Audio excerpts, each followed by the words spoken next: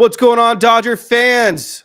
Thank you for tuning in to another episode of the Incline Dodgers podcast presented by Tick Pick and Fansided. Your Los Angeles Dodgers are reigning World Series champions for the year 2024, and we still do not have a Teoscar Hernandez signing. But thank you guys for all tuning in. I'm joined by a longtime listener, first-time guest here on the Incline Dodgers podcast.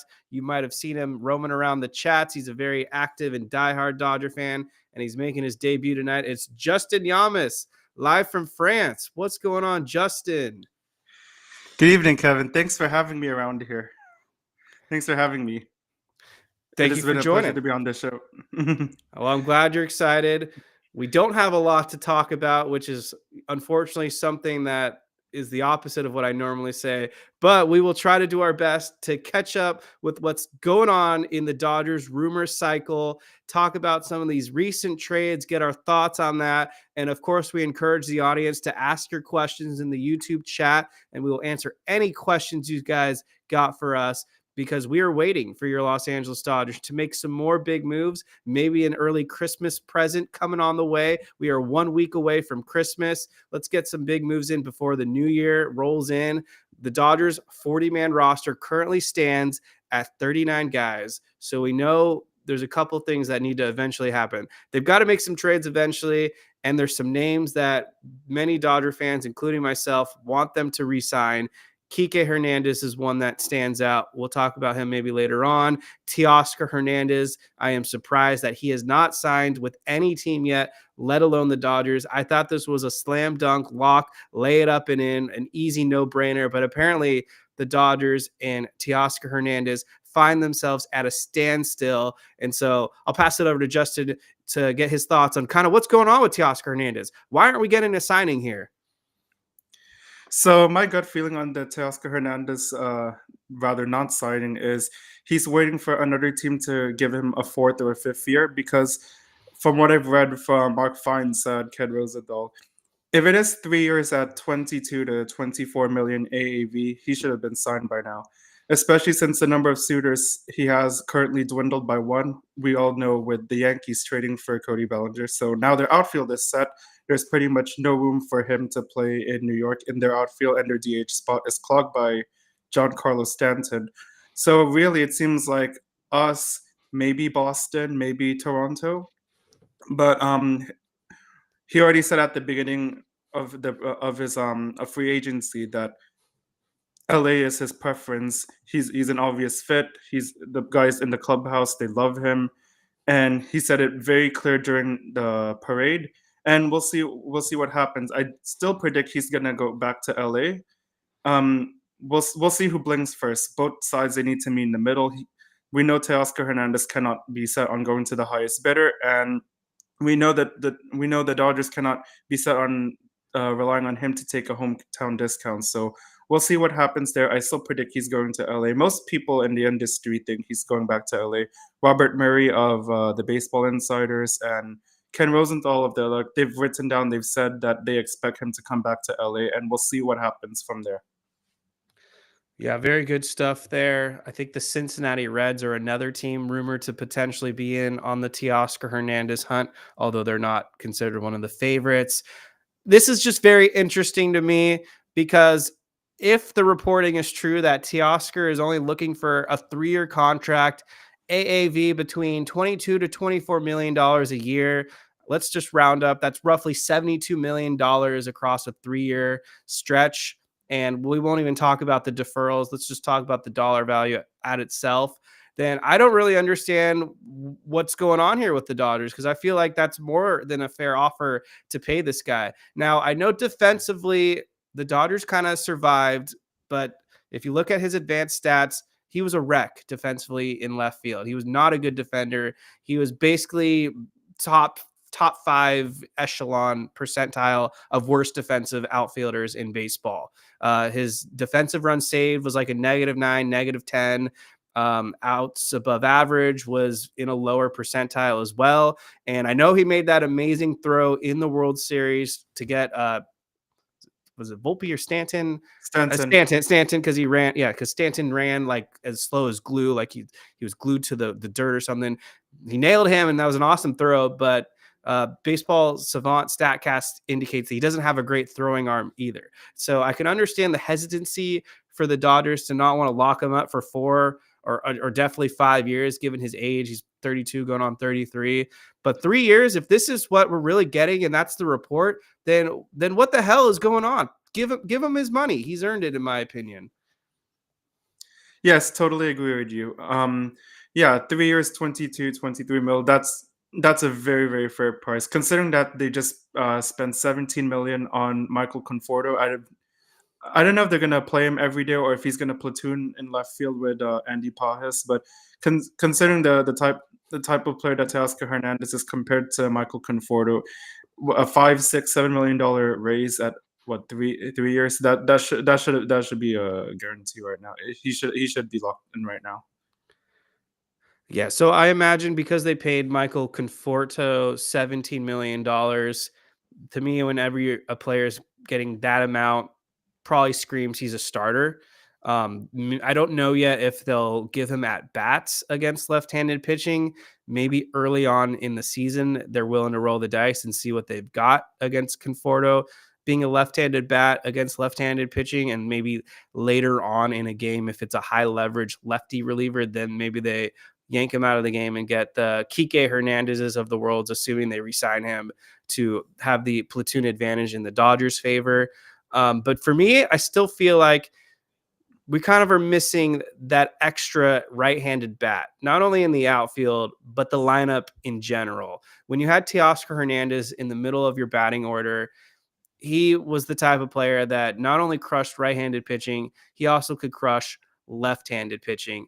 And that made it very difficult for the opposition to really get a platoon advantage against the Dodgers. There weren't really that many lefties that had the Dodgers number at all in 2024. We, relatively speaking, kind of did well and held our own against left-handed pitching. Did we own Blake Snell? No, but he's with us now, so we don't have to worry about Blake Snell. But everyone else, I mean, we crushed Jordan Montgomery, if I remember correctly. We absolutely destroyed Nestor Cortez, and he's been traded since. He found a new home in Milwaukee. We'll talk about the whole Devin Williams thing later on, because I definitely want to talk about that. But 272 batting average, 339 on base, 840 OPS, 33 home runs, 99 RBIs. The only Dodgers player ever to win the home run derby, had a number of massive hits in the postseason. For me personally, if I had to throw a number out there, 3 years, $75 million total, I feel like is my max I would go with him. And if that's not even what he's looking for, then just pay the man. Pay the man, get it over with. Stop being cute here. It seems like no team is really that serious about paying Teoscar Hernandez either, or he's just holding out and hoping that the Dodgers find his number. But I've heard from one close colleague that is affiliated with an agent or something, that the difference between the Dodgers and Teoscar Hernandez might be as little as $5 million total. And so if they're at a standstill of $5 million, I kind of find that laughable that this, of all players, is where the Dodgers would decide to be a little frugal. Kind of silly to me. Yeah, especially since this is Otani's buddy. We all know how Otani deferred 68 mil out of 70 every year for the next 10 years. And it was reported on Foul Territory by Scott and the other guys there that the Dodgers themselves made 120 mil this year alone in revenue just on Otani. We know they're going to keep getting sponsorship money from Japan. Maybe they'll have a Japanese sponsor on their shirt one day instead of Guggenheim. And yes, we also what Teoscar Hernandez's impact on this lineup was, especially in the beginning of the year when they weren't very long. Chris Taylor was not hitting well. He didn't hit well in the entire series, in the entire season. But at a point, he was hitting below 100, and they ran out James Outman there before he was sent down to AAA. They were running guys like Cavan Biggio. They were running guys like Nick Ahmed, and it was Teoscar Hernandez who played pretty much every single day. He lengthened the lineup. He provided protection at the top of the line behind Freddie Freeman. And for a long time he was the only consistent bat at the top. We know Mookie Betts went out for 2 months after Dan Altavia threw a pitch at his hand. He had to miss 2 months. We know Freddie Freeman, he didn't play all 162 games. He had his son got sick, and eventually he was in and out of the lineup because of injuries. So yes, it is very important that Teoscar Hernandez resigns. At the beginning of the offseason, I was looking for either Juan Soto or Teoscar Hernandez. I knew Teoscar Hernandez was a lot more likely because the Dodgers had so much money tied up to Shohei Ohtani and Yoshinobu Yamamoto. Eventually became Blake Snell. At that point, I was expecting they were just increasing the price for Juan Soto, eventually going to that $600 million range, and eventually we saw that maybe it was supposed to be a ploy to get Teoscar Hernandez to resign. Of course, now he's still unsigned, and we'll see what happens there. I want to get to everyone that's watching on the stream right now. I want to shout out your guys' comments.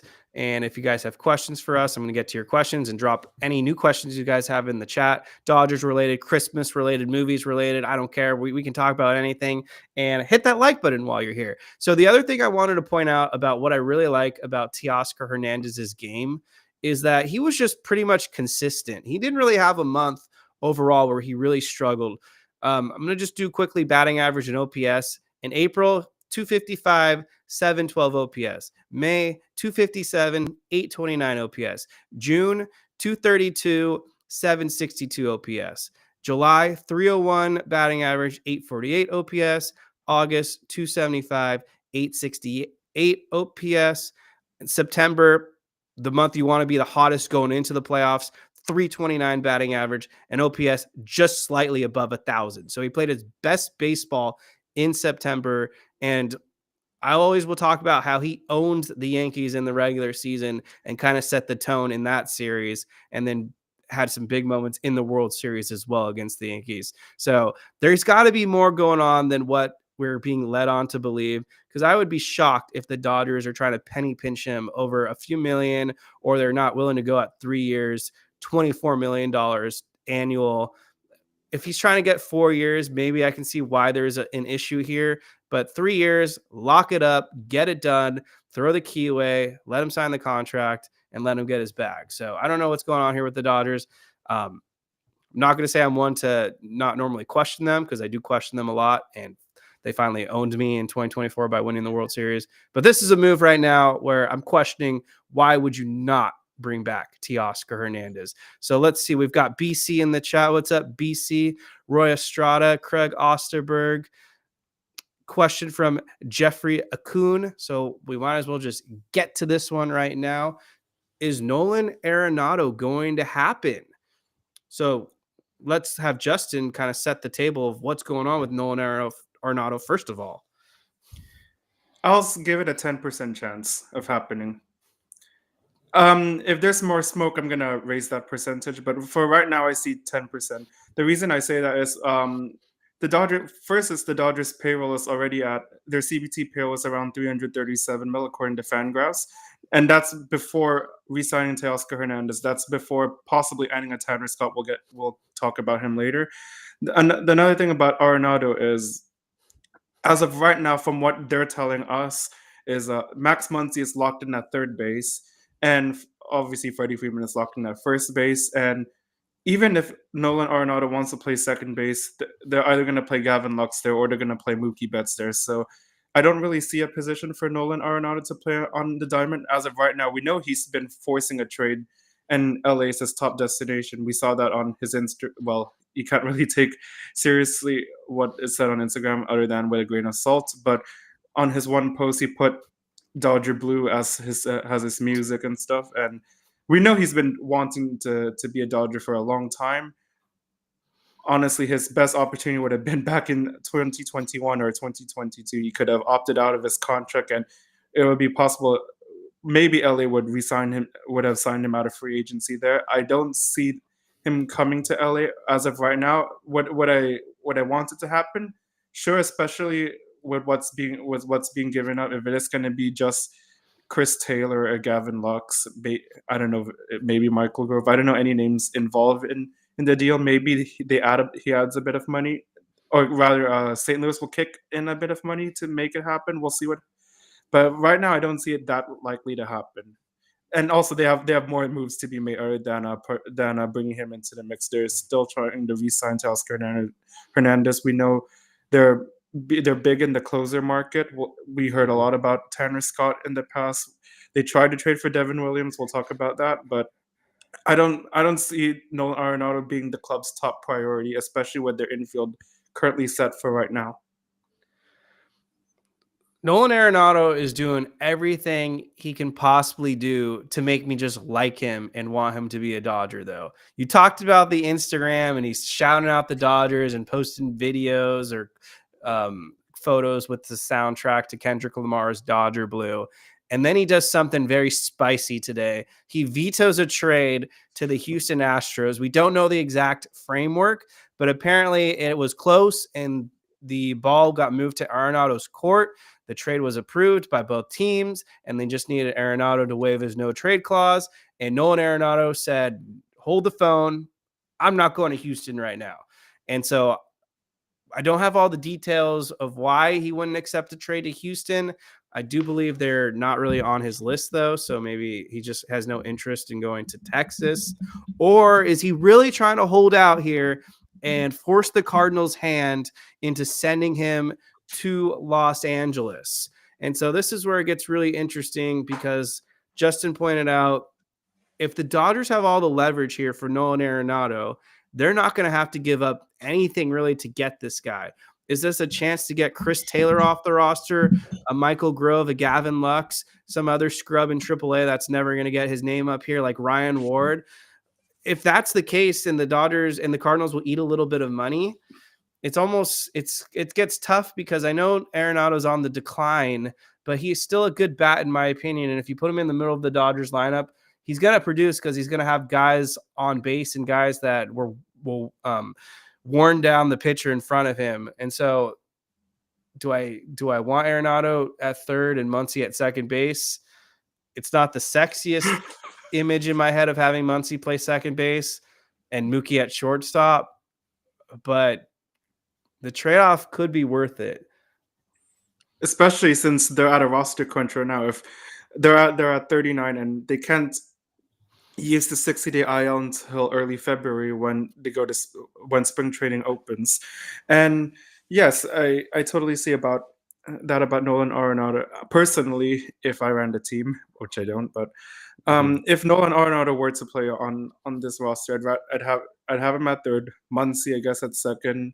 I guess Gavin Lux will be in the trade. And at this point, I'd rather have Mookie Betts playing right field than shortstop, because they need some positive defending somewhere in the diamond. And then maybe put Rojas at short for defense, or maybe you can put Edman at short, because obviously Rojas can't play every day. He's going to be 36 years old next year. He has suffered a string of injuries in his 2 years here in LA. We know how he faltered down the stretch, especially in the postseason. Probably should have not been playing because he was hurt. If the Dodgers lose out on Teoscar Hernandez, which I still think they're ultimately going to bring him back, I do feel like the Dodgers will ultimately have to bring back or replace him. And I love Andy Paez. Maybe he just steps up and he's the answer. But knowing how things go, the Dodgers are going to go out there and try to acquire a veteran. But for Dennis Gonzalez, to quote John Malkovich in Rounders, great movie if you haven't seen it, pay that man his money. And I agree. So a new name that the Dodgers have been linked to, and honestly, it's not an outfielder that excites me a whole lot, and I'd rather just go with Teoscar Hernandez. But there's a report that the Dodgers are one of the teams in the mix for the Baltimore Orioles' former slugger, who's now a free agent, in Anthony Santander, who is a .235 batting average hitter, .814 OPS, but he did have a career high in 44 home runs, 102 RBIs, and he's a switch hitter. So I'll have to pull up his platoon splits to see what side he bats from more effectively. But he'd be like another Tommy Edman, where he's a switch hitter. But yeah, the only thing with Santander is he would cost even more than Teoscar Hernandez, I believe. So I don't know why we would pivot to Santander and try to go with someone we're a little less familiar with. when we know what we got in Teoscar, and he's a proven effective hitter. But I don't know if you got any thoughts on Santander. So with Santander, it also costs draft picks and international money. So we all know they're in on Roki Sasaki as well. And so if you sign Santander, well, I assume that means that the club lost on Teoscar Hernandez. It would mean that they will lose 2 draft picks and a 1 million in international bonus pool money. Not saying that 1 million would be the difference in them signing Sasaki or not, but yeah, that's just something they're probably going to have to think about. So this is what PJ's asking. Do you think they want Santander over Teoscar? No, I No. really hope that's not the case. So I pulled up some splits against right-handed pitching. 32 home runs came from Santander when he's batting left-handed against right-handed pitching. Only 12 home runs. Now, he had a lot less at bats, but 822 OPS against right-handed pitching, 793 OPS against left-handed pitching. So overall, he's pretty effective from both sides. He does display power, so we're not losing a whole lot there. And even like the WRC plus isn't a dramatic decrease either. So he's proven that he can hit both sides of the plate. So, I mean, that's one positive about him.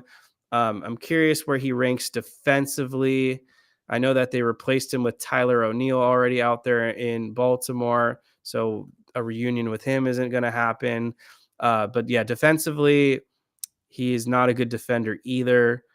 Better than Teoscar Hernandez slightly, but by not a whole lot of counts. And running wise, he's pretty slow. And in terms of the strikeouts and all that, he's basically just like Teoscar. He chases a lot. He will strike out. He doesn't walk at a high clip. And his expected batting average was 228. So he's kind of a home run or bust type of hitter. Not to knock him. I mean, he did have 138 hits, but 44 of them, or sorry, he had 140 hits. 44 of them were home runs. So basically a little bit of a third of his hits were home runs. Yes, and another thing to note about Teoscar Hernandez is they know what they got out of him in the clutch. They know what they got out of him in the postseason. Are they going to expect the same thing out of Santander? The fans, I don't believe so. In terms of the fans, because we saw Teoscar Hernandez perform clutch moment after clutch moment. We saw that big home run in game 5 against San Diego, essentially adding an insurance run off Yu Darvish when nobody could hit him. And then we saw him hit that grand slam in game 3. Eventually, they still lose that game, but still, he hit the grand slam. He provided the hit in game 5, which saw them rally from 5-0 down to the Yankees. Was it? Yes, it was the double that tied the game for. Tied the game from 5-0 down and became 5-5. So he came out clutch hit after clutch hit. And personally, I don't see, if they do sign Santander, I don't expect him to produce the same. I mean, he might produce the same amount of clutch moments as Teoscar Hernandez. He might not, but the club knows what they're getting out of Teoscar Hernandez, especially in the clutch. The fans know, especially. So Craig's mentioning that the Dodgers must want rushing to take Teoscar Hernandez's place. Here's where I stand on Dalton rushing. We have to kind of look at the facts, and he only played 37 games in AAA. He ranked in AAA. He hit 273 with a 907 OPS, 9 home runs, 26 RBIs. But for those that aren't familiar with Oklahoma City, a lot of hitters rake in AAA because the elevation is high. It's kind of like another Coors Field. All kinds of random players that you've never heard of, or the Luke Rayleys of the world and the DJ Peters. They become 30 home run hitters, and then they come here to Los Angeles where there's more of a Marine Coast layer, and all of a sudden they're not hitting the nukes anymore, and they end up like Gavin Lux. And so I think personally, when it comes to Dalton rushing, he falls in a special tier where I don't think they're going to be willing to move him. I think he's basically fallen in the untradeable category at this point, unless it's for a player that's just so elusive that they have to do it. But I don't really think the Dodgers are in a position right now where they need any of that because they're pretty much set overall. It's just rounding out the edges. But when it comes to Dalton rushing, I never expected him to make it immediately out of spring training and be on the opening day roster.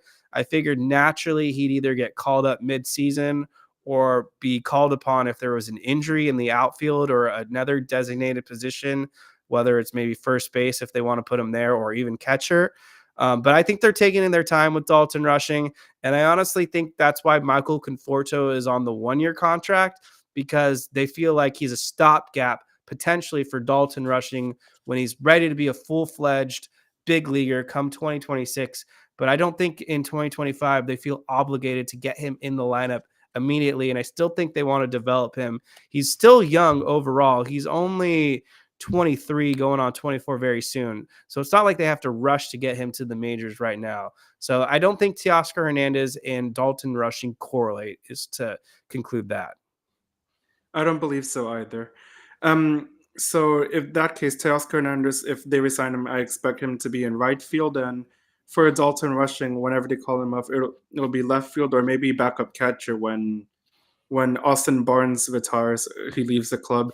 Eventually, they're going to need a void at catcher. Will Smith, we saw his numbers take a dip down at the end of the season because of overuse, and generally catchers don't play more than 130, 140 games. We know that eventually they're going to want to keep Will Smith's innings down in terms of how many games he catches. So hopefully, maybe they make him a backup catcher, Dalton Rush, or they do like what Atlanta did for several years when they had Sean Murphy, Travis Darno, what they did for the last 2 years rather. So we'll see what they do with Dalton Rushing, and we know they tried to add him. We know that they tried to rather not add him in the Garrett Crochet deal apparently. Yes. And so it tells you how high they think of him. At this point, I believe he's the only truly untouchable trade prospect for the club, and I agree with you when you said that. BC, I need them to repeat and then make some more huge signings to go all out for the three-peat. Well, maybe Kyle Tucker is who they go for the three-peat. But yeah, I mean, since I just brought his name up, I was shocked that the Houston Astros were willing to trade Kyle Tucker. And honestly, I think they got fleeced in that trade. Now, I might end up eating my words and the Astros turn Paredes into something special. But overall, Isaac Paredes is never someone that's moved me. And then I know they've got one of the blue chip prospects that could turn into something. Can't remember his name off the top of my head. I'll have to look it up. And then Wesneski, who is supposed to be a pretty good pitcher, and he's been a big leaguer with some experience the last 2 years. But I mean, Kyle Tucker, in my opinion, is a top 10 hitter easily in Major League Baseball. And when he enters the free agent market, thanks to Juan Soto, next year Kyle Tucker is going to absolutely get the bag. I don't know if the Dodgers are going to be in on Kyle Tucker. I'm sure they will be because they're in on every big free agent and they'll put an offer in there. I mean, but Kyle Tucker is a special talent, and I don't feel bad for the Astros at all. They don't deserve anything good to go their way. I'll forever be against anything good for the Astros. They can suck. I want them to go back to irrelevancy. The Athletics are on the way up, and hopefully the Astros are on their way down. But yeah, embarrassing in my opinion to just trade Kyle Tucker away like that. And the overrated Alex Bregman, he's probably on his way out too. And good riddance, because I would not want Alex Bregman on my team at all. I think that guy is super overrated and he's a chump. So I hope he goes and rots in Detroit or some mediocre franchise. So good riddance and toodles to you, Bregman. I said I was going to tell you who the other trade piece was, but it was the third baseman as well, right? Yes. Well, I can't seem to find it, but I don't cover the Cubs, so not my problem. But just my thoughts there. I like what the Cubs are doing, though. I think they're on the up and coming. I think they're going to be a sneaky team next season. So the first thing you mentioned about Houston, the thing about Houston is, well, first thing is their division is rubbish. And I mean, maybe Texas is going to be a lot better, but well, Oakland, Sacramento, whatever they call themselves nowadays, they're away from competing. The Angels are obviously the Angels. Seattle is only interested in winning 54% of games. So Houston always has that division to work for them. And from what we've seen from Houston in the past, is they're very comfortable with letting guys walk in free agency. We saw them let Carlos Correa walk, Garrett Cole walk. We saw them let who else? George Springer walk. We saw them let technically they did let Justin Verlander walk before trading for him back, and we'll see what happens with Bergman. I believe they eventually let him walk, especially if he declined what reportedly was a 6-year, $156 million deal. And and essentially, from what I gathered, was the Soto deal essentially made Houston realize that yeah, they're not going to keep Kyle Tucker. He's probably going to make 450 mil right now. That might sound crazy, but if you put all the big markets in on him, maybe the Yankees will be on him, Boston might be in on him, we might be in on him. Maybe San Francisco, because they're desperate to get somebody to take their money. They're desperate to get a star, and especially a lefty bat. They haven't had a 30 home run hitter after Barry Bonds, so we'll see what happens with Kyle Tucker. Very, very good hitter. I'd absolutely like him on the Dodgers. He might have to pick a different number because I don't see Dave Roberts giving it up for him. That's another conversation. But yes, and we also have to note about Houston is they paid luxury tax for the first time in franchise history last year. Their owner doesn't want to give big contracts other than Jose Altuve. They definitely don't want to give him 350, 400, 450 mil. And they're already over luxury tax. Eventually, they're going to.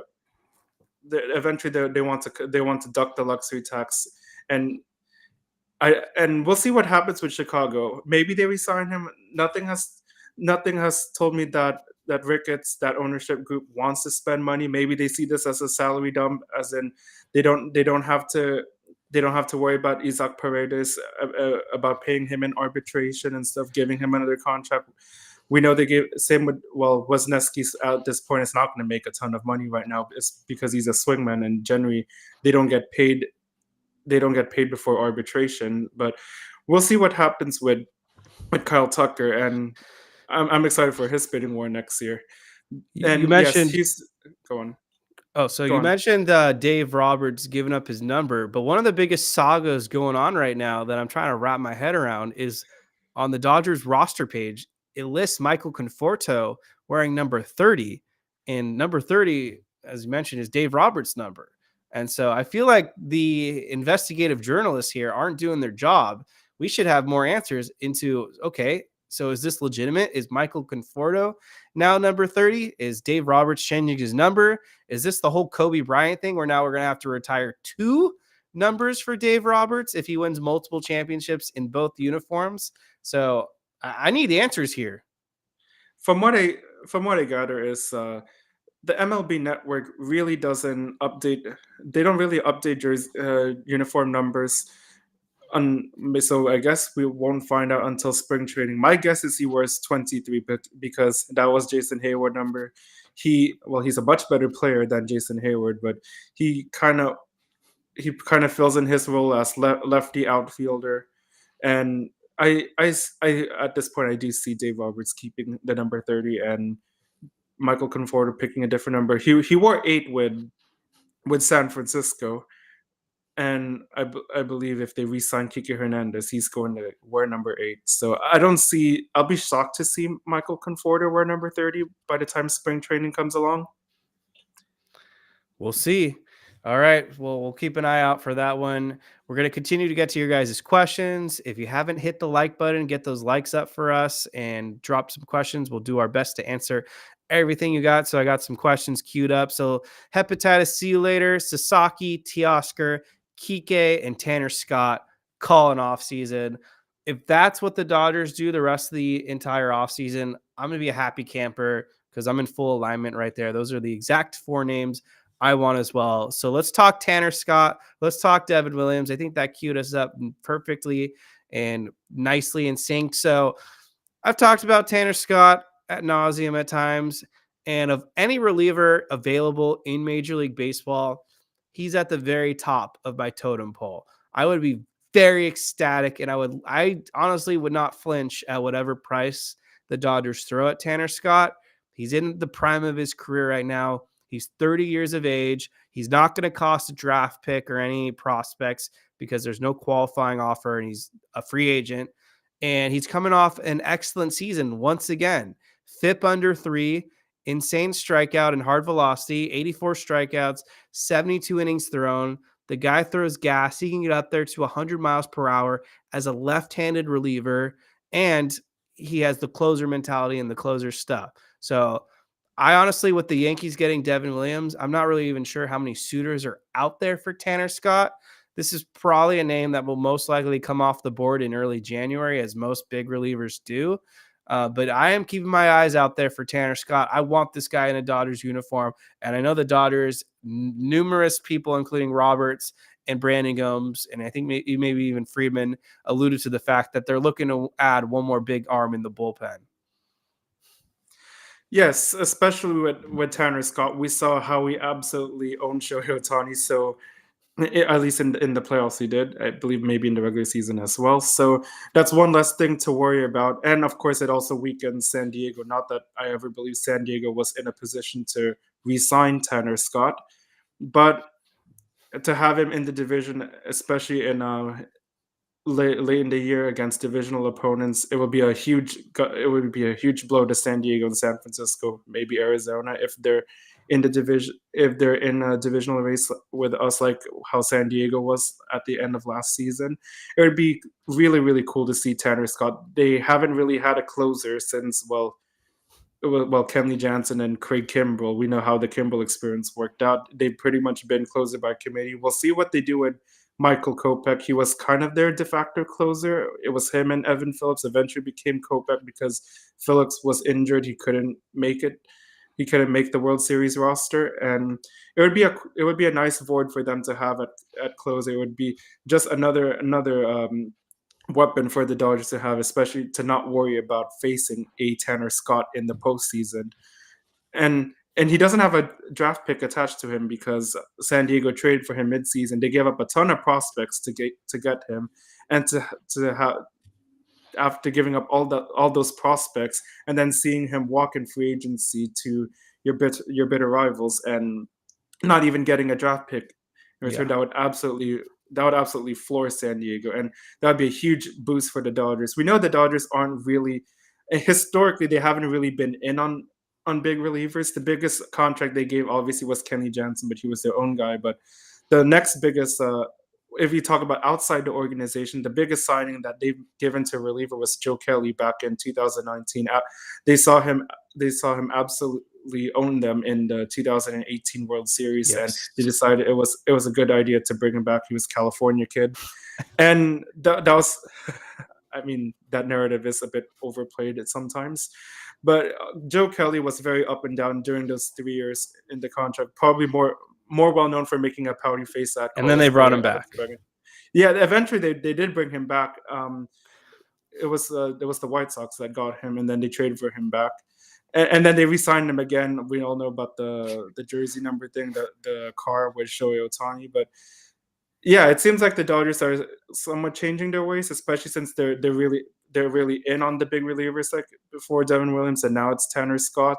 I guess they're willing to spend a ton of money on a big reliever, which is something we've not really seen. Maybe they're absolutely motivated by being the first National League team to go back-to-back in 50 years, the first Major League Baseball club overall in a quarter century after the New York Yankees did that in the 90s. So I would say probably a 30-40% chance that Tanner Scott comes to LA. Of course, you have to give the field technically a bigger possibility, just because there are 29 other teams, well, hypothetically 29 other teams bidding for Tanner Scott, but 30-40% chance, that's still a pretty decent chance for the Dodgers to get Tanner Scott, especially you've seen them change their ways, at least we've seen them change their ways in terms of off-season spending the last 2 years. They wouldn't spend money big pitching, and then they went and traded for Tyler Glasnow. They went and signed Blake Stone. They went and signed Yamamoto. So we'll see what they do with the reliever market.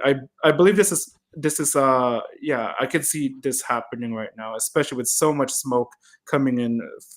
Robert Murray said it was that we were suitors for Tanner Scott, and Ken Rosenthal said it as well. So I would be really, really cool to see Tanner Scott in Dodger blue. Yeah, and Robert Murray said there was mutual interest, meaning that Tanner Scott from his end has a lot of interest in joining the Dodgers as well. And I mean, the transition would be pretty easy going from San Diego to Los Angeles. So I'm sure he wouldn't have to put a lot of effort into relocating. But this is about as loaded of a free agent relief pitching class as I can remember. Besides him, I mean, Jeff Hoffman's out there. He had a really good all-star season for the Phillies. I still think this is all setting up for the Dodgers to just wound up with Kenley Jansen, but we'll cross that bridge when we get there if they whiff on Tanner Scott. I feel like this is all just smoke for when they eventually just have a soft landing with Kenley and they say, see, we got our high leverage guy, but we'll wait and see if they get Tanner Scott, that probably puts to rest the Kenley Jansen reunion, but even if they don't get him, I mean, Kirby Yates is out there. So there are a lot of big, high leverage caliber arms out there that the Dodgers could definitely go after. And I'm sure we'll start to hear some rumors if they don't get Scott in the new year. And I'm sure there's a lot of names they're going to flock to and start to court. So Steven Williams did something at a press conference, an introductory press conference that I've never seen in all my years of watching the Dodgers. He flat out said to the New York media that he thought he was going to end up a Los Angeles Dodger. And I was shocked that that came out of his mouth. And we don't really know the full details in terms of how close the Dodgers and the Brewers were in terms of coming to an agreement.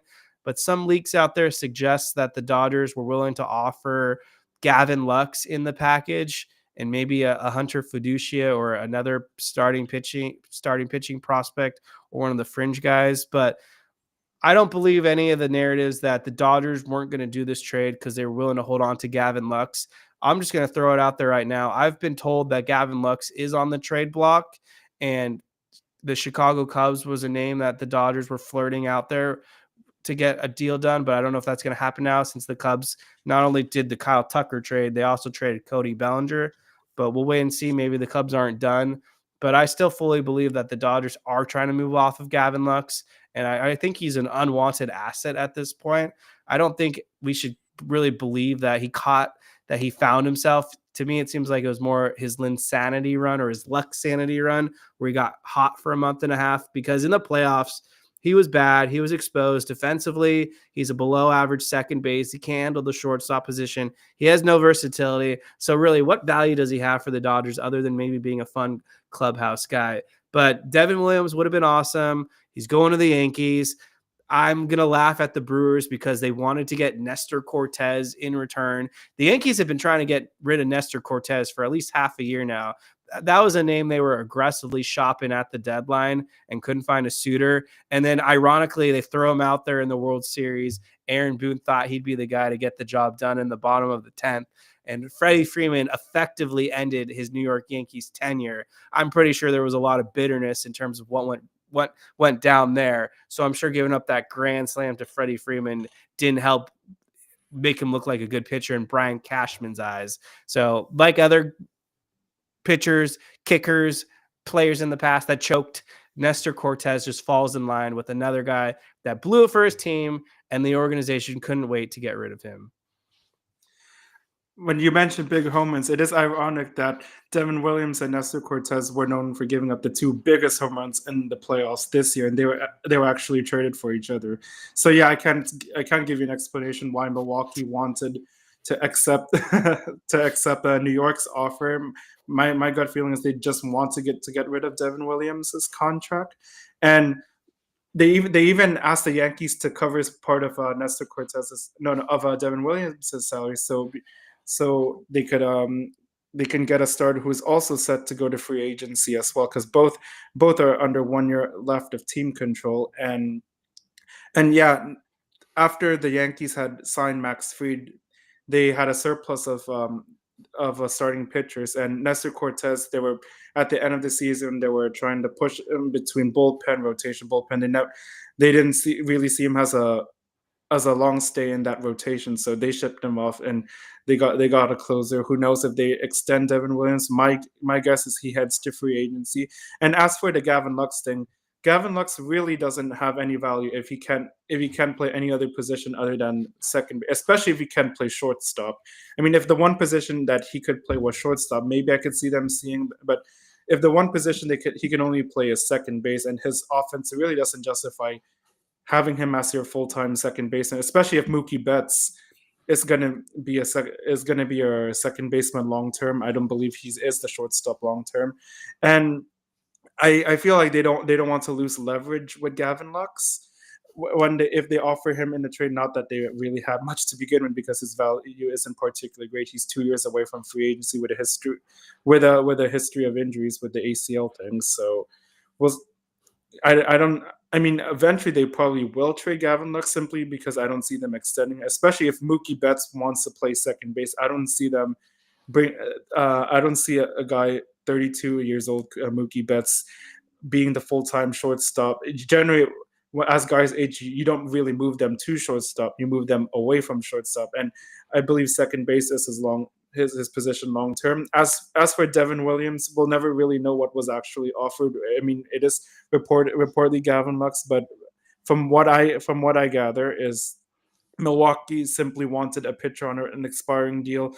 We know what they did with Devin Williams, which was they declined his option because they thought they were going to get him at a cheaper price in arbitration. We know that's how Milwaukee works. As a guy gets closer to arbitration, generally they trade them. The only guy they didn't do that was Willie Adames, and they let him walk in free agency. But we saw them do that with Josh Hader. We saw them do that with Corbin Burns last year. And now we're seeing the same thing with Devin Williams. Milwaukee generally doesn't want – they're kind of like Tampa Bay, Cleveland. Once you get closer to free agency, once you get more expensive, they're going to ship you off, and they'll get for whatever they get. Generally, the return package may not be super great, especially because Milwaukee isn't in a position of – they're not in a position of power. They're not in a position of leverage, especially because they know that Milwaukee's a small market. They're not going to resign you. If Milwaukee lets the guy walk, you'll just get a draft pick in return. And the thing about Devin Williams and Tanner Scott is Devin Williams was going to cost actual players as opposed to Tanner Scott. He's only going to cost money. He doesn't even have the qualifying attached to him. You don't have to worry about extending Tanner Scott because, you'll have him on a free agent contract. With Devin Williams, you don't know if he's going to test free agency. If he's 100% on a free agency, we'll see what happens with him in the Bronxster. And maybe Devin Williams he's not particularly fond of the idea of shaving his beard now. He has to if he's going to suit up in the pinstripes. I want to talk Cody Bellinger, but I got to get to some of your guys' questions because I know you've been waiting. So Javier T, you're up. Is Dustin May going to be a starter next season or plugged into the pen? So my first thoughts on Dustin May are I'm sick of seeing people posting highlights from Dustin May in 2021 two elbow surgeries removed now. We have no clue. As well. And he can't eat deer or whatever because he tore his esophagus trying to eat whatever he hunted that day.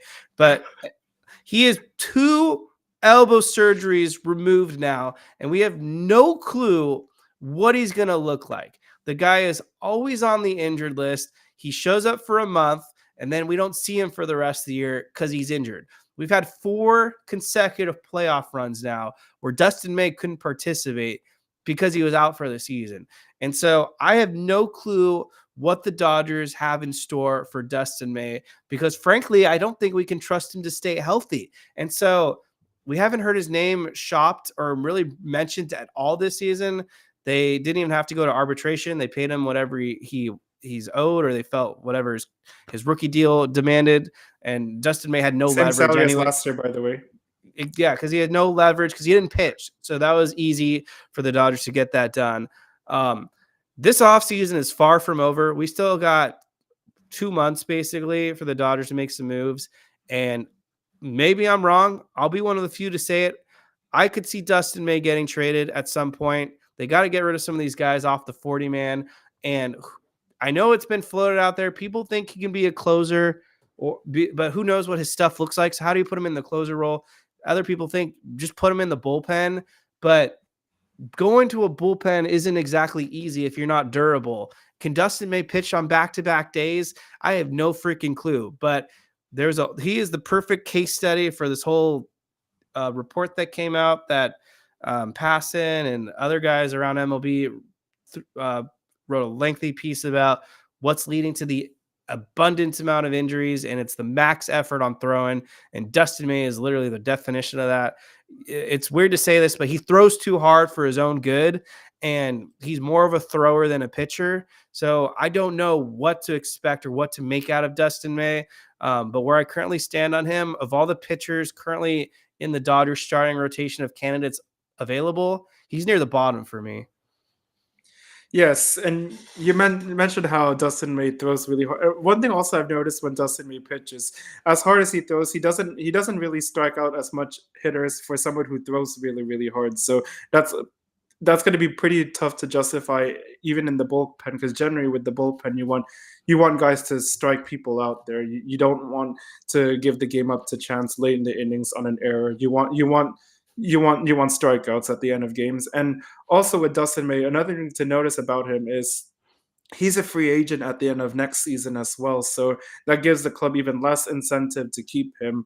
Not that you're going to get much value out of a Dustin May if you trade him, but maybe you give his spot to, I don't know, maybe Nick Frost or somebody down in the farm who's going to be a lot cheaper for the same production you can get out of Dustin May. And Dustin May is an injury risk. He's never really pitched more than 2 months, 3 months in a season. Then he goes down with an injury, and with his violent delivery and his mechanics being off.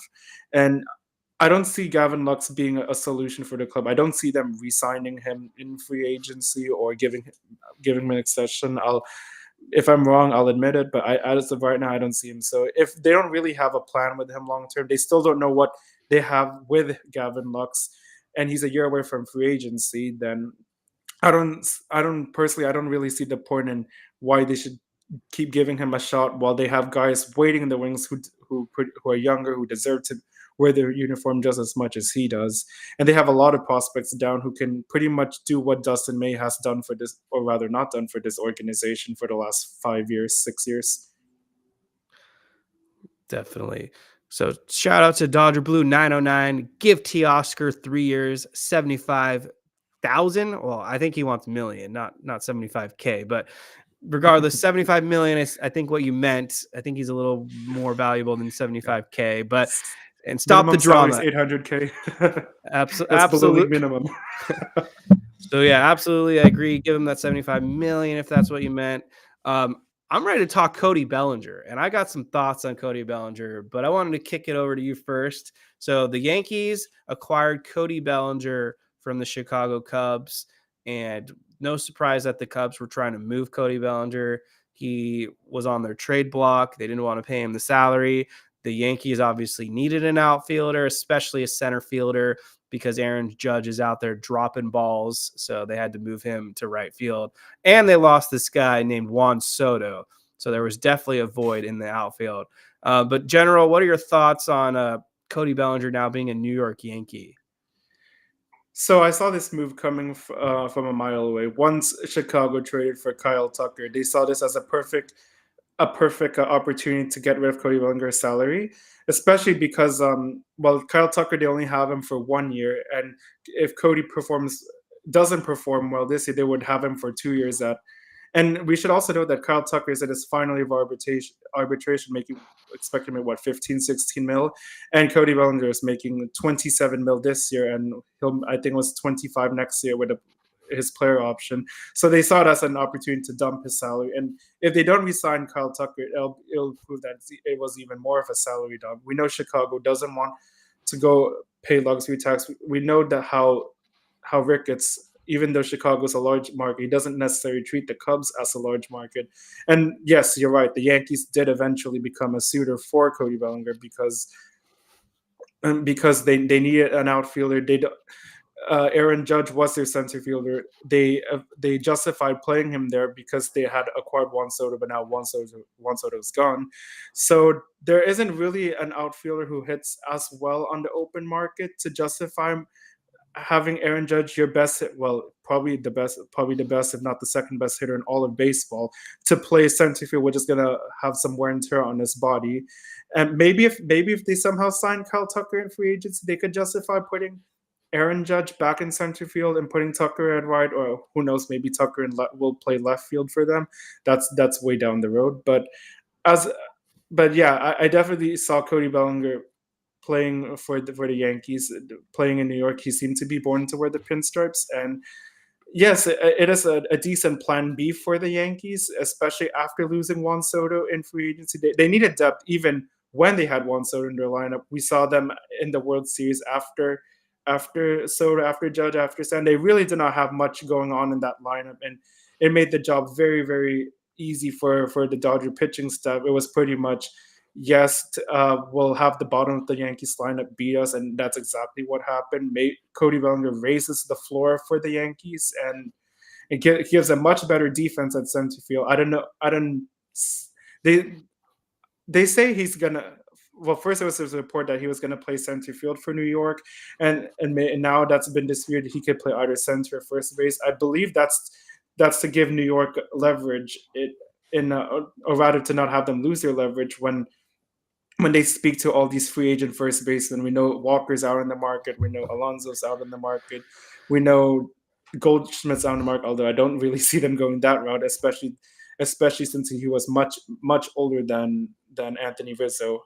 And yeah, it'll be. Yeah. I saw this happening. I never really saw him coming back to LA because, well, I feel that ship has sailed. We saw how he tanked in 2021, became essentially the worst hitter in the league that year, and that behind, or maybe second worst behind Jackie Bradley Jr. And then he didn't particularly bounce back enough in 2022 for the club to even consider tendering him a contract. He was non-tendered by the club, and hopefully he for his case, he balls out in New York. We know Yankee Stadium has a short right field porch. It will play to left-handed hitters as well. We know the power numbers have declined the past 2 years. Maybe Yankee Stadium will help bring that back up again.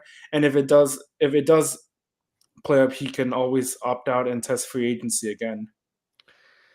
He is not going to bounce back for the Yankees. In fact, I think the New York pressure is going to eat him alive. And like this move That definitely could not move me at all. I'm actually pretty underwhelmed with the Yankees offseason in general. Like, great. You replaced Juan Soto with some big names like Max Fried, Devin Williams, and Cody Bellinger. Of those three, Devin Williams probably has the highest ceiling still and is in the prime of his career. But I don't think Max Fried's going to work out for the Yankees. I hate the contract. I think they overpaid him big time. And you look at Baseball Savant's page right now of Cody Bellinger, and we'll pull up Alex Verdugo in a second. But Cody Bellinger is basically Alex Verdugo at this point in his career. He's got no power anymore. The bat speed is ridiculously slow. He strikes out a lot. He chases a lot. Well, he actually doesn't strike out a lot, but he chases a lot. He doesn't hit the ball hard. His barrel is very low. The average exit velocity coming from his bat is pretty low. He doesn't slug. He doesn't hit for average that great. 70-51 OPS, just 18 home runs for a mediocre Cubs team. You're getting paid close to $30 million, and you only put up 18 home runs. Very underwhelming season for Cody Bellinger. And this guy has just had a crazy drop-off in his career. And I know you said it earlier, there was just no interest from the Dodgers to ever bring this guy back, whether it's the shoulder surgery or he just peaked really hard. Unfortunately for Bellinger, the guy just fell off a cliff big time. And I honestly I don't think he's the answer for the New York Yankees to get them over the hump. Like going from Juan Soto to Cody Bellinger, that's just a rough decline right there. So let me pull up Alex Verdugo's page real quick, and you'll see they're basically the same hitter at this point. So let's just. And you also mentioned Max Fried. I'd like to talk a little about him. Max Fried signed the largest contract to by a left-handed starting pitcher. He beat Clayton Kershaw and David Price in that case. Both happened to play for the Dodgers. Well, the Dodgers didn't give Price his contract. It was Boston who did. They traded for him as part of the Mookie Betts deal. And one thing you mentioned about Max Fried is, well, New York is he's a ground ball pitcher, and the thing that let New York down last season had been their defense. New York had always been a mediocre defensive team, so they're probably going to have to find a way to shore up that defense, especially in the infield, if they're going to have Max Fried making important starts for them in the postseason.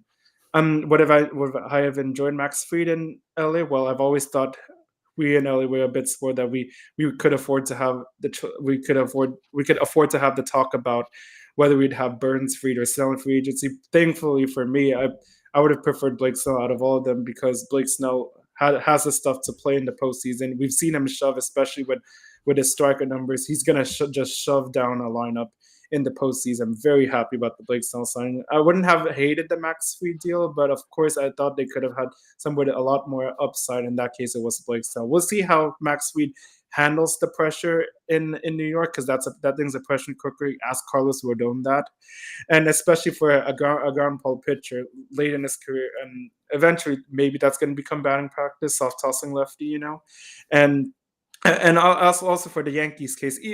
I felt the Yankees were kind of damned if you do, you damned if you don't. Even if they had re-signed one, so they still had a lot of holes in that lineup to fill. And now that he's gone off to Queens.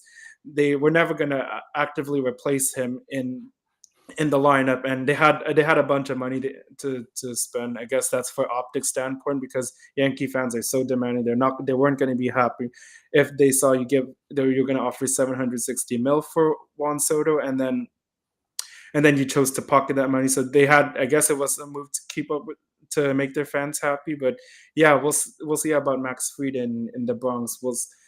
My gut feeling is it will be an okay contract the first 2-3 years, and eventually it will be pretty ugly by year 6, 7, and 8. Roy Estrada says, "Who cares about Bellinger? Nothing to talk about unless you want to mention Stanton's ex." That is some nasty drama right there, and I hope this turns into a whole soap opera. But basically, the story is Giancarlo Stanton dated at one point Cody Bellinger's now girlfriend, wife, baby mama, whatever she is. So that'll be a very interesting clubhouse dynamic, and we'll see how that one turns out, because Stanton's not going anywhere. He balls out in the postseason, but he has a very unfriendly team contract that no one's going to want to take on. So we'll see what happens. But we're coming up here at the hour mark, so I want to make sure that if you guys have any more questions for us, drop them below in the chat as we're getting down to the final stretch here. So get those questions in there. If you haven't voted in the Incline Awards yet, I'll share the link right now and join the Incline Awards. And if you haven't joined our Discord, I share that somewhere as well in the chat. Join the Discord. Justin's in the Discord. We got almost 150 members now, a very lively 125 members now, very lively chat, talking Dodgers offseason and games during the regular season. So let's see what else we've got here. Hepatitis C later says Freeman prospects can't stay healthy or they get banished to the White Sox. And then I guess they end up like Miguel Vargas. Or Gus Varland. Gus Varland and Nick Nastrini. Dennis Gonzalez, Cody can always get advice from his dad on how to handle the New York pressure. That's very true. Or he can consult his former teammate and Joey Gallo and let him hear how it was a disaster for Joey and what he learned from his New York Yankees experience. His dad can swing the bat for him, that's for sure. Mr. Classic, Stanton ex-girlfriend is Belly's wife. How does that work?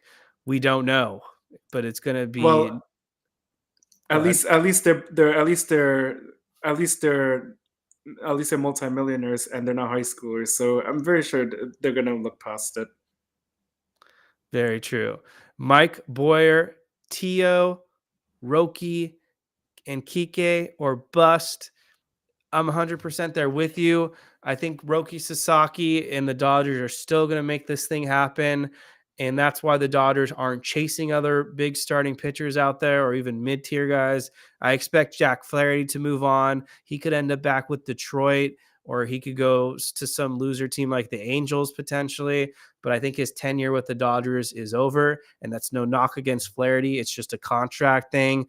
Walker Buehler, this one's interesting because it sounds like he's meeting with so many teams, yet he remains unsigned. So I don't know if Walker Buehler is just holding out for Roki Sasaki's decision. And if Roki doesn't end up going to the Dodgers, maybe Buehler sets up that meeting with the Dodgers and they link up a reunion. Because I can tell you one thing, that no one has to be an expert or talk to Buehler to even know this, just from following the team. Walker Buehler doesn't want to leave the Los Angeles Dodgers. If he had the opportunity to stay with the team and they offer him even anything relatively close to what he's asking, he'll take the discount to stay, because he knows that the Dodgers are a proven contender. They have an opportunity to be in the World Series every year, and a guy like Walker Buehler wants to win, and they trust him to do anything like they did with having him close out the World Series. So I think from Buehler's scenario, he would love to return to the Dodgers.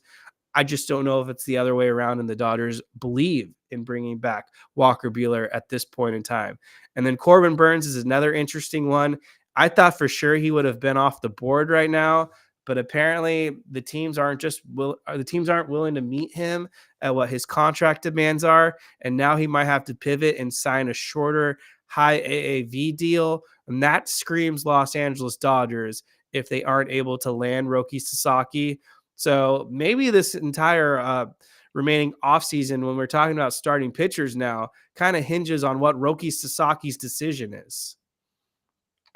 It seems like everybody wants to come to LA right now. We all saw with when they won the World Series, Corbin Burnes retweeted something. I think the eye emoji, and then we obviously know Walker Buehler we think he wants to come back. The only problem is I don't see the Dodgers giving him the type of money that other teams would give him, because as of right now, the Dodgers top 4 is set with Ohtani, Yamamoto, Snell, Glasnow. Don't know the order, but at this point, they're going to see him as a 5th starter, and I don't believe they will want to pay him he's not going to accept a 5th starter salary when another team, I don't know, Detroit or whatever team he's in that's interested, will pay him as if he's a number 2 starter or number 3 starter.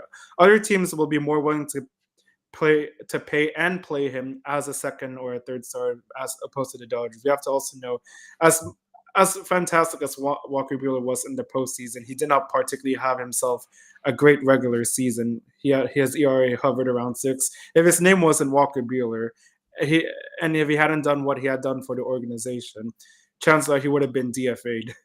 And as for Corbin Burnes, yes, I don't really see the club going after him unless his market completely collapsed. Maybe that's the case right now. We saw what I think it was Grayson Rodriguez on Foul Territory today saying that he's even surprised at why his market isn't what it is, and we know Corbin Burnes is probably thinking about LA. Of course, that became less of a possibility after the club signed Blake Snell. And as for Roki Sasaki, nobody really knows what's going through his mind right now. We assume he wants to come to LA because at this point, well, only one team can offer him the opportunity to play with Ohtani Yamamoto. 29 other clubs cannot.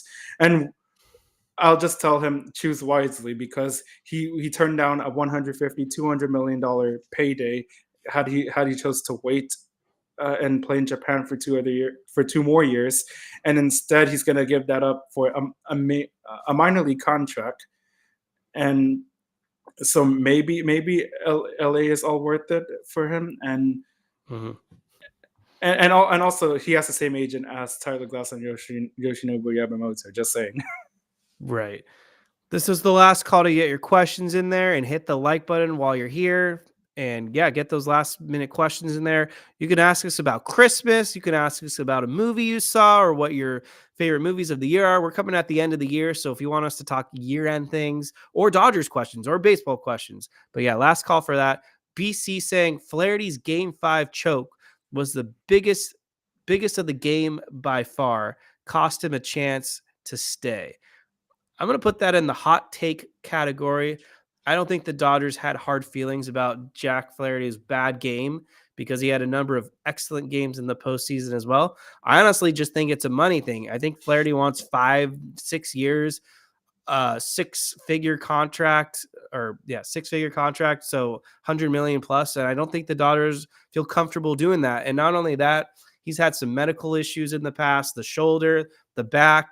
So I just think the Dodgers aren't comfortable because they've already got other injury-prone guys like Glass now. And a bunch of guys coming off the IL. I just don't think they want to lock themselves into another deal. And I think it's as simple as that with Flaherty. I don't think it's performance based. Yes, and also similar to Buehler, somebody's gonna pay Flaherty like he's a number one, number two starter, number three starter. If he were to resign with the Dodgers, he'd be the fifth starter at best. And I don't see, and they're gonna probably pay him as such. I don't see Jack Flaherty wanting to take that much of a hometown discount, even though he grew up a Dodger fan, but because money talks and bullshit walks. Yeah, I see Jack Flaherty going elsewhere. They saw him as a rental. Yes. Dan Inspiration, just give Buehler 2 years, $30 million with a second-year option. I don't think that's even remotely close enough for what Walker Buehler is hoping to get. I mean, Luis Severino got paid from the Athletics 3 years, $20 million annually. Other guys that are basically comparable to Buehler are getting paid much more than the 2 years, $30 million. So I don't think that would get it done, unfortunately, for the Dodgers and Walker Buehler. But I wanted to point out, so the Dodgers 40-man roster real quick is at 39 guys, and they've got to wait till basically early February where they could move some guys off the 40-man roster because they got the earlier spring training due to the Tokyo series. So 39 guys. We already talked about they want to bring back Teoscar, hopefully. They want to bring back Kike. That means they got to free up at least one spot. Roki Sasaki, they don't have to add him to the 40-man until opening day. So if they were to get him, because he would be technically on a minor league deal. So by then they can move some guys to the 60-day. Clayton Kershaw will likely be in the same category as well. So he'll be a 60-day ad as well eventually. So February, whatever. But if they want to add another high leverage reliever, that means that's a second spot we've got to free up. And if they want to, was there one other guy, or that might be it? So if there's two guys they want to add, or three guys they want to add to the 40-man, we've got to at least get rid of two spots before we come up to spring training. So I'm pretty sure the Dodgers are going to make some trades at some point. They don't really have a bunch of DFA candidates at this point, which is a good thing for the Dodgers because you want to carry a bunch of DFA guys. But with the four catchers, one of Cartaya or Fiducia have to go, in my opinion, just for their own benefit. They deserve playing time elsewhere. And I know we were asked about James Outman. I don't think the Dodgers are going to get rid of him because he still has minor league options and they'll let him figure it out and could be a depth piece. But with that being said, I wouldn't be shocked if they traded James Outman. Yeah, I totally see that about James Outman. He has 1 year left on. He has one more minor league option. Yeah, and talk about minor league options. I also am curious to see what they do with Diogo Cartaya because this year is his final option year left. He has not played in a major league game, so if they were to keep him optioned down in AAA, he completely loses any. Well, not that he had much trade value to begin. I mean, he did at the past, but now with his injury history and his inconsistency down in the minors, I don't really see much value for Diego Cartaya, especially if you trade him with no option years left. He only has one this year. So if there's a time to trade Diego Cartaya, it is this year. Unfortunately, but fortunately for the Dodgers, they will be able to get some last-second signings near the end of the spring or near the end of the offseason, early spring training, because I think there's at least 5 spots they'll be able to open up. Yes. When you look at who's healthy and who's injured, we know Kyle Hurt will likely go on the 60-day IL. We know River Ryan, who's recovering from Tommy John surgery, 60-day IL. Emmett Sheehan, not expected to come back in the first half, 60-day IL. Gavin Stone has already been ruled out for all of 2025, 60-day IL. And then I think I'm missing someone. Graterol, thank you. Shoulder surgery, out for the first half. So that's 5 guys right there. So it gives the Dodgers some flexibility later on as we get closer to the season. But one of those spots will go to Sasaki. Hopefully they sign him. A second spot could go to Clayton Kershaw, depending on his health. That's 2. And then they're going to probably add on one of their non-roster invites. If someone like Gallegos balls out, maybe they add him to the 40-man or someone who's not even on the roster yet. But it'll give them flexibility to add guys later on in the season, like Dalton Rushing potentially, or someone else in the minors that they feel is ready to get the call on. So there will be some leeway later on. But for now, the Dodgers are going to have to make some moves if they want to re-sign all these guys. So we're about 10 o'clock West Coast time. So let's get into the final comments and then our final thoughts, and we're out of here. So Dan, inspiration, Dodgers should give Burns 3 years, $105 million. Absolutely would love that. Let's get it done. I believe it'll cost much more than that on a short-term deal. Rub, Ina, did you guys see the Netflix movie Carry On? Not yet, but that's at the very top of my list. That's like top 2 in my queue. I will be seeing Carry On very soon. I'm excited for that one. Love Jason Bateman, Dodgers fan, by the way. Am I old? Ohtani probably won't start till mid-May. In terms of the rotation, yes, but he will be on the opening day roster as a DH, hopefully. Let's see what else we've got. Los Dodgers World Series champs. I hope they don't trade James Outman. Man, I bought his jersey. Same. Put tape. I made the same mistake as well. I bought a James Outman jersey, and I'm not getting a good ROI. Enjoyed it the rookie year, but it did not pay off the second year. Okay, so that looks like that's it for the chat. Justin, any final thoughts or anything else you wanted to cover real quick, or questions before we get on out of here? Merry Christmas to you and your family, and hopefully the front office and ownership could continue to give us Christmas presents. I love it. I think we'll do one more episode before the holidays. We'll have a fun one here. Maybe the Dodgers will do something as well. We'll just wait and see. But everyone, thank you guys for tuning in to tonight's episode of the Incline Dodgers podcast. And yeah, we're on our toes right now. We're just waiting for the Dodgers to do something. But until then, everyone, have a great rest of your week. Go Dodgers.